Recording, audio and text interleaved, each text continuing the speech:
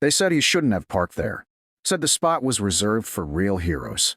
That's what the hospital receptionist mumbled under her breath as he stood at the counter, shivering under a threadbare coat, while his truck was being towed outside in the cold.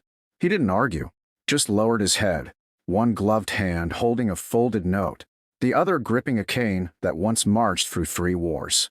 No one noticed the inscription on his license plate. No one recognized the battered bronze star dangling from his keychain. No one cared about the shadow box on the passenger seat, sealed, dusty, and forgotten. That is, until a nurse went to clean the truck out and opened it. Inside, ribbons, medals, and a letter bearing the signature of a 4-star general. And suddenly, the entire hospital realized they'd made a mistake that was going to make the Pentagon very, very angry. Before we go on, tell us where you're watching from. And if you agree that no one who bled for their country should ever be treated like they don't belong, then like and subscribe, because this isn't just about one man's truck. It's about the silence we ignore and the stories we forget. His name was Walter Merriman, and by the time the tow truck hooked his vehicle, he'd already been sitting alone in the waiting room for 47 minutes. The hospital was packed, as usual. Veterans shuffled in with oxygen tanks and service docs. Phones buzzed. The receptionist kept glancing past him like he was just another bundled-up senior with nowhere else to go. His coat was too old, his shoes too worn, and his face, lined and quiet, didn't carry the urgency of someone who demanded attention. But his chest hurt. Badly.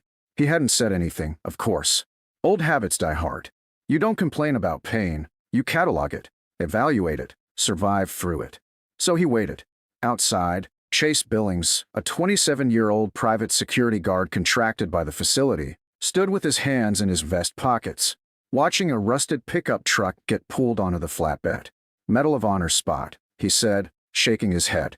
Some of these guys think that plate gives them magic powers. His coworker laughed. Dude probably bought it off eBay. They didn't know the man behind the wheel had once trained evacuation teams during Desert Storm. They didn't know that the shadow box in the front seat held a Distinguished Service Cross, 2 silver stars, a Ranger tab older than their father's, and a citation signed in ink by someone who now had a building named after him at West Point. All they saw was a truck that didn't match the spot it was parked in. A man who didn't look like a legend. Inside, Walter pulled his coat tighter as a young nurse called out names that weren't his. When she finally got to Merriman, he stood slowly, knees stiff, back aching. "Truck's gone," he murmured. She blinked. "I'm sorry. They towed it." "Did you park in a restricted zone?" she asked, already tapping on her tablet. He gave a slow nod, and she just sighed. "Well, next time, follow the signage. We're not responsible for parking enforcement." No apology, no offer of help.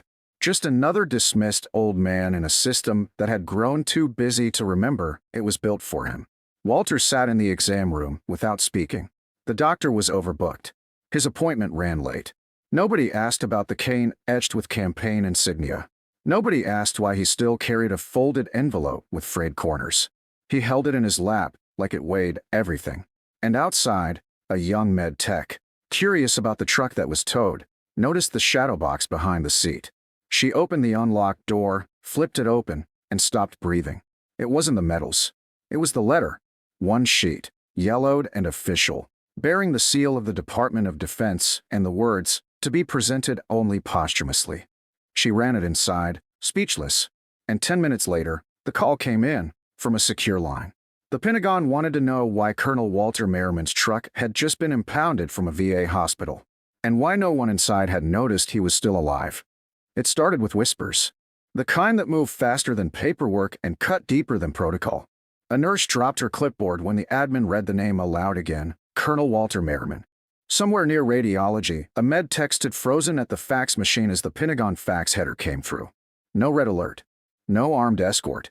Just 3 words scrawled beneath the official seal, "Do not ignore." 26 minutes after Walter's truck was towed, a black SUV with no plates pulled up outside the VA hospital. 2 men stepped out in dress blues, perfect creases, polished metals, unspoken weight. But the third figure, he's the one that made the air shift. General Roth. For stars. A name spoken in strategy rooms and secured briefings. He didn't break stride walking through the sliding doors. Just nodded once to the stunned receptionist and said, "Where is he?" No one had to ask who he was. They pointed down the hall like they were handing over their guilt. Roth walked with precision, no wasted motion, each bootstep echoing like a countdown. The nurses parted for him like wind across tall grass. At the end of the corridor, Walter was sitting quietly on the exam table, coat folded on his lap, the envelope tucked under it. His blood pressure cuff was still attached. His vital screen beeped steady and slow, a rhythm learned over a lifetime of not panicking. He looked up when Roth entered. Didn't flinch. Didn't smile. Just nodded. "Sir," he said. "You didn't tell anyone," Roth said. "Not a question." "Didn't see the point," Walter replied. "Not anymore." Roth looked around the room like it offended him. "You parked in that spot because it had your name on it." Walter shook his head, a faint trace of amusement. "I parked there because my chest hurt, and the rest were taken. That's it." Roth turned to the nurse standing awkwardly in the doorway, face pale, breath shallow. "You realize who this man is?" She nodded. Slowly. Uselessly. He gestured toward Walter's jacket, still damp from the morning frost. "That man wrote the winter recon manual your brother studied in Afghanistan. Led the evacuation drills for Baghdad Green Zone. He's the reason half your staff's parents made it home." The nurse tried to speak, but only managed to whisper, "We didn't know." Roth's voice dropped to something heavier than volume. "You didn't ask." Meanwhile, out front, the security booth sat empty. Chase Billings had seen the SUV pull up and vanished into the staff bathroom. But cameras caught everything, the smirks, the call, the paperwork he'd signed without reading. The hospital administrator reviewed it all, and by the time General Roth walked into her office, she was already crying. "We had no idea," she said. Roth didn't raise his voice. He didn't need to. "Then why does your visitor protocol ignore service record checks? Why does a man with 3 combat commendations sit for an hour while his vehicle is towed under your roof?" He slid a printed copy of the facts across the desk. One paragraph circled in pen. "In the event Colonel Walter Merriman is identified alive, contact this office immediately. Do not engage local authority. Do not detain. Extend full honors and medical priority."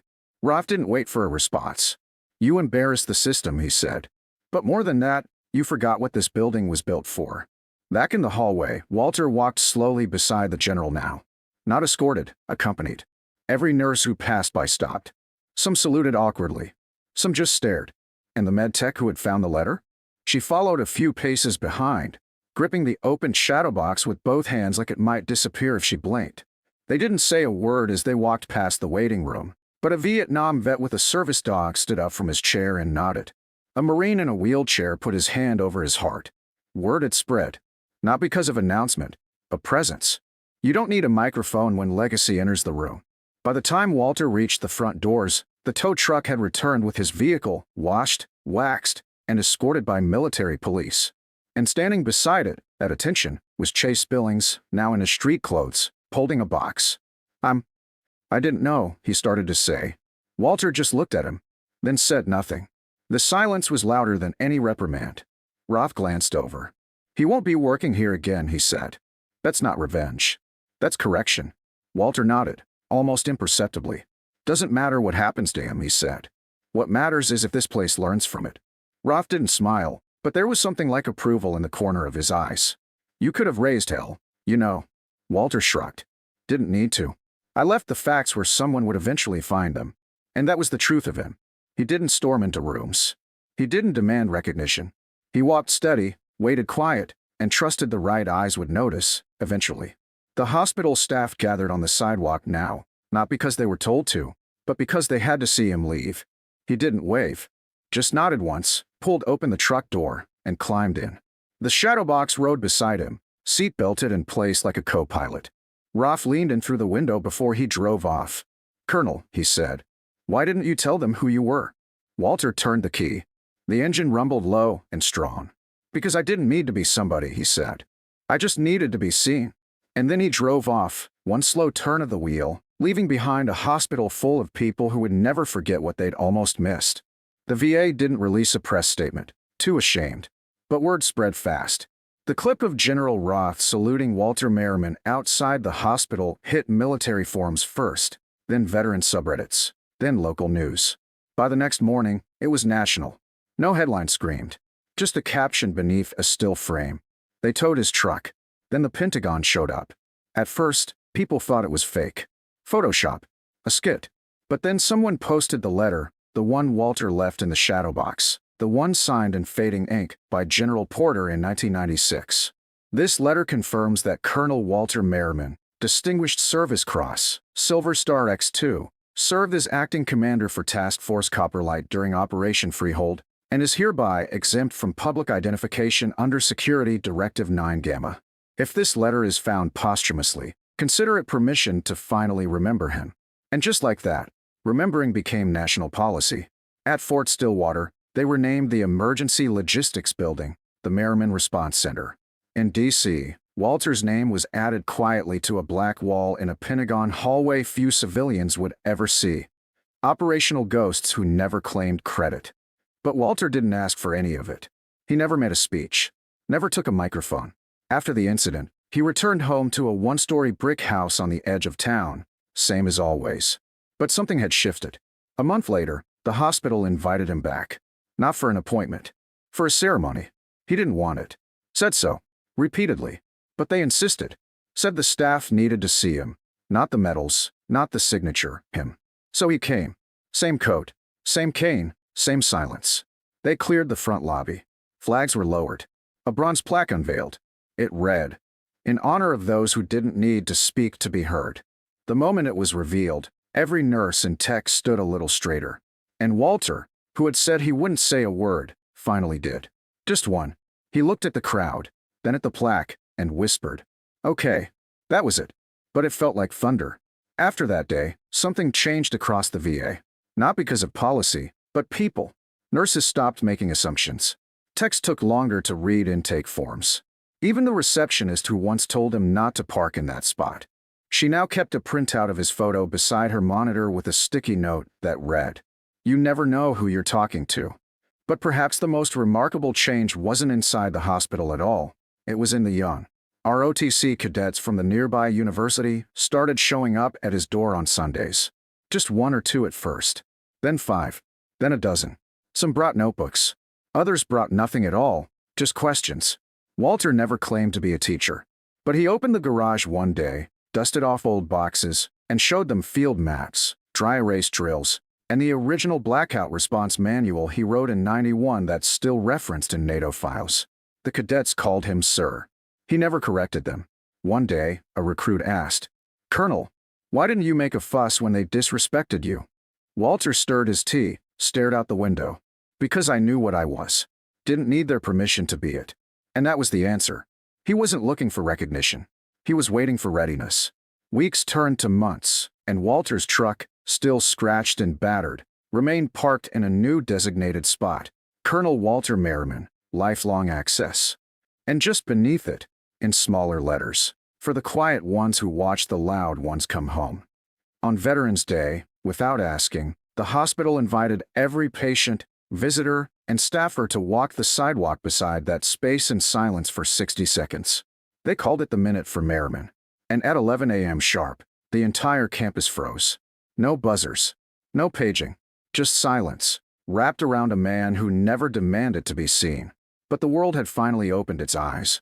Walter Merriman passed away peacefully the following spring. No hospital. No ceremony.